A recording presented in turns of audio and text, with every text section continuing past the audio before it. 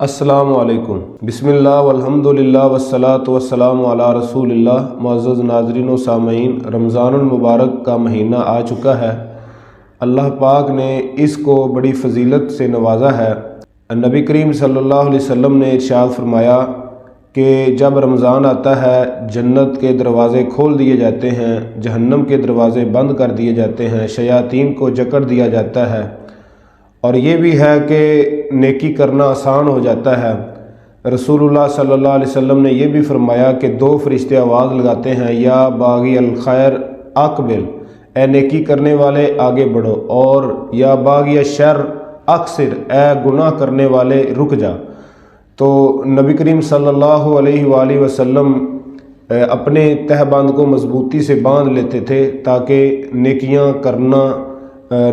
کرنے میں آپ صلی اللہ علیہ وسلم بڑے فکر مند ہو جاتے تھے۔ تو اس رمضان کے اندر ہم نے جو اعمال کرنے ہیں وہ ہے روزہ رکھنا، نماز پڑھنا، زکوٰۃ دینا، اور اللہ کرے عمرہ کی توفیق مل جائے، اور اس کے ساتھ قرآن مجید کی بہت زیادہ تلاوت کرنا، اور نبی کریم صلی اللہ علیہ وسلم پر درود شریف پڑھنا، اور تہجد تراویح کا اہتمام کرنا، اور سحری افطاری کو مطلب کہ دعا کرنا، دعا کو کثرت کے ساتھ کیا جائے، اور اس کے ساتھ ساتھ ہمیں صدقہ خیرات بھی کرنا ہے، اور اس کے ساتھ جن چیزوں سے ہم نے بچنا ہے وہ بے جا نیٹ کا غیر ضروری استعمال، اس چیز سے بچنا ہے،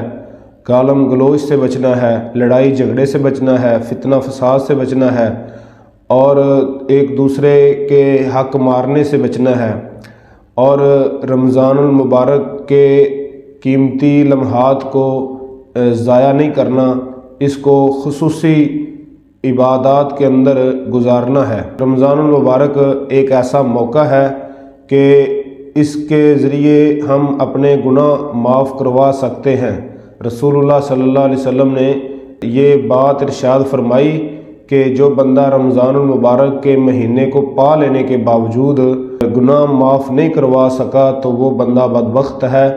تو یہ اس بدبختی سے ہم نے بچنا ہے۔ رمضان المبارک کو ہم نے خوب فائدہ اٹھانا ہے، اور یہ بھی حدیث آتی ہے کہ رسول اللہ صلی اللہ علیہ وسلم کے پاس ایک بندے نے آ کر کہا کہ اللہ کے رسول صلی اللہ علیہ وآلہ وسلم فلاں فلاں بندے دونوں اکٹھے مسلمان ہوئے تھے، تو ایک شہید ہو گیا اور ایک سال کے بعد فوت ہوا، تو جو سال بعد فوت ہوا وہ جنت میں اعلیٰ درجات میں ہے۔